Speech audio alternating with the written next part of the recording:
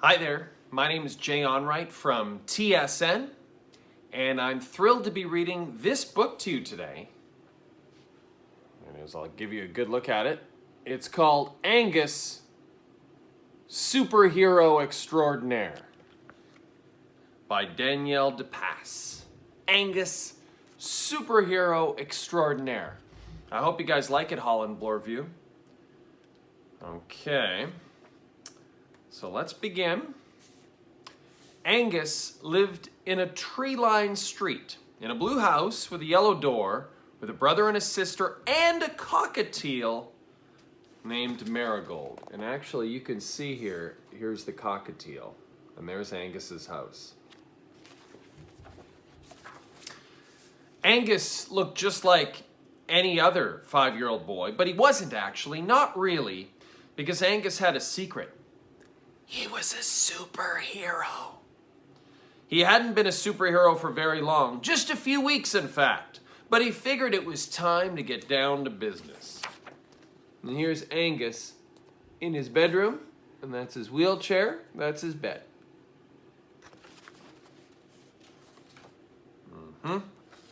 First he needed a name. All the good ones it seemed were taken. Names about being super or fast or strong. Names with animals and insects in the titles, and Angus wasn't even sure what his superpower was yet. So he couldn't very well call himself Invisible Man or Lightning Kid. He wasn't particularly tall, and he wasn't particularly fast. In fact, he couldn't run at all. And he wasn't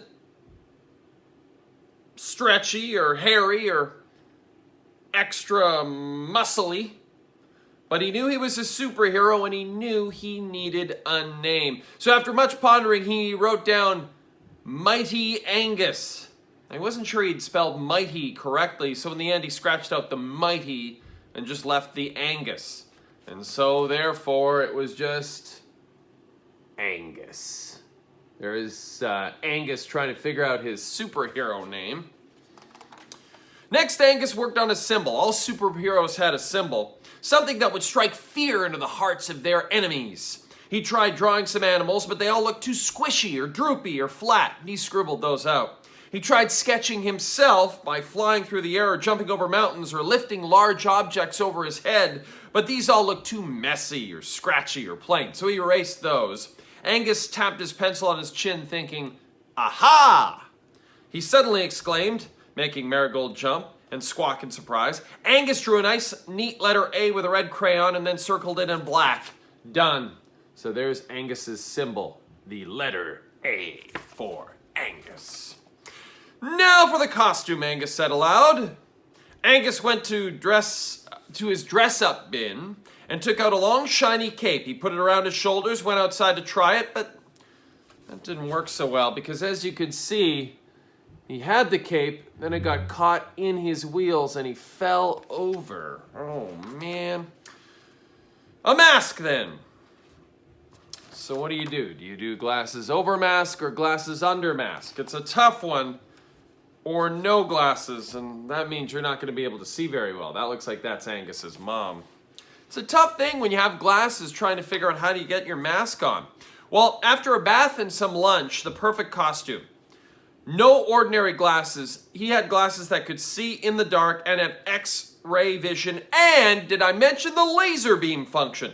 He also had braces that could crack a board in half with a mighty kick and wheels so fast they're nothing more than a blur. So in the end, it's no mask, just glasses, wheels, and braces. There's Angus, the superhero. Okay. Angus had a name, he had a costume, he had a symbol, he set up headquarters in his bedroom, taping a sign above the door, and the sign said, "Top Secret Headquarters of Angus."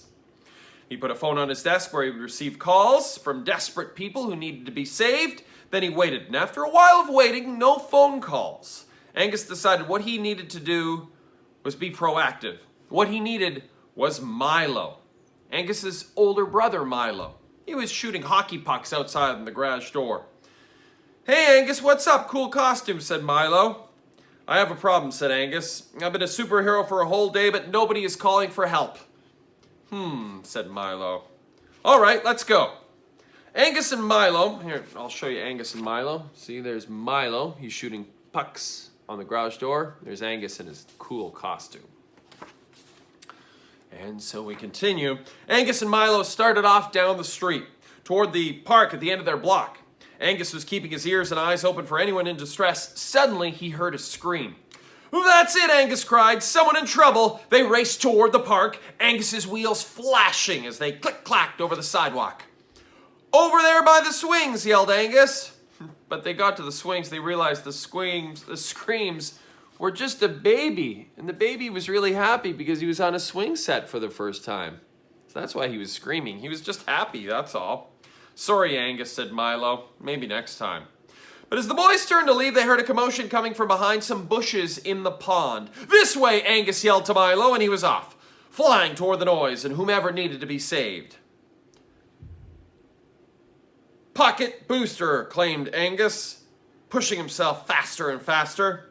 "Angus, wait," Milo called. It was too late. Angus threw through the bushes, sending a loud flock of geese scattering through the air, and crashed into the pond on the other side, his wheels sticking in the mud. "I'm okay," said Angus, spitting water from his mouth. "Honk," said the geese. There's Angus after he'd fallen down, and there's the geese looking at him.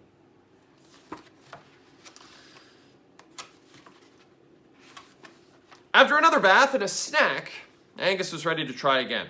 "I think we need to call in reinforcements," Angus said to Milo. Angus and Milo set off through the house to look for their sister Clementine. Clementine was 8 years old and she could read. They found her sitting in her favorite chair in the living room.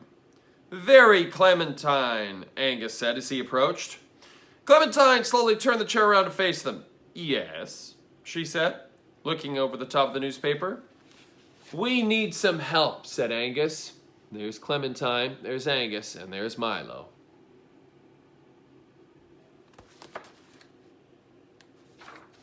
Angus explained he'd been trying to help someone all day long and that they needed Clementine's help to find someone who needed to be saved. "You're in luck," said Clementine. "I've got just the thing." Clementine spread the newspaper on the coffee table and pointed to some words in the middle. "What does it say?" says Milo. Clementine rolled her eyes. "It's a job," she said in exasperation. "And it says that it needs rescuing." "Oh, sorry. I made a mistake. It's a dog," she said in exasperation. "A dog. And it says that it needs rescuing." "That's it," said Angus. "Let's go." So here is the dog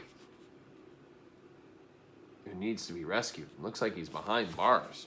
It says this little guy needs to be rescued. A little while later, Angus, Milo, and Clementine arrived at the address they had written down from the newspaper. It was a large gray building, and it definitely looked suspicious. "I think we should go around the back," said Angus. "A sneak attack is what any good superhero would do." Milo and Clementine nodded in agreement and followed Angus down the alleyway beside the building. "Shh, someone's coming," Clementine said. "Quick, behind here," Milo said, pointing at some conveniently located garbage bins. They all ducked down and then peeked out to see someone coming out the door. "That's the dog," said Angus. "And that man is stealing the dog." And dog. And then there's Angus and Milo and Clementine. They're hiding behind the garbage cans. Ooh, I better hurry. They waited until the man got to the sidewalk, and then as quietly as possible, they followed behind. "Darn," said Angus, frantically pressing a button he had glued to his wheelchair. "The invisibility button is jammed." "Shh," said Milo and Clementine. The man was walking quickly down the street. They followed him until he reached a park with a small fence around it. "There are other dogs around there. He's gone to try to steal the other dogs too," said Angus. "We have to stop him." "Okay, we have to think. We need a plan," said Clementine. "There's no time for that," said Angus. "I'm a superhero," and with that, Angus sped as fast as he could toward the park, and Clementine and Milo ran after him. So there's Angus going after the dog. "I'll save you," Angus exclaimed, speeding faster toward the man with the stolen dog. The man turned around to see who had yelled just before Angus crashed into him with his chair. The man goes flying, and now Angus has the dog. The dog looked at Angus, blinked, and licked his hand. Clementine and Milo ran up beside Angus. "You did it," they said. The man on the ground stirred and began to rub his head. "What happened?" he said. "What are you three doing?" "We know what you're up to. We're here to stop you from stealing this dog and return it to its rightful owner," said Angus.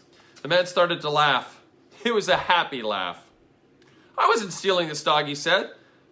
"My name is Nelson. I work for the animal shelter. We want someone to rescue the dog by adopting the dog. That's why the dog needed rescuing. Someone needs to adopt him and take him home." "Oops," said Clementine. "Oh, I'm sorry." "Yeah, sorry," said Milo. "It's okay," said Nelson. "In fact, maybe you can save this dog." "Really?" said Angus. "But how?" The next day, Angus and his family went back to the animal shelter and adopted the dog. They named him Scout. "He'll be the perfect sidekick," Angus said.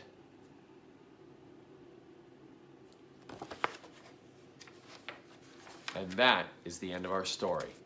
Angus, Superhero Extraordinaire. I hope you enjoyed it. My name is Jay Onrait from TSN.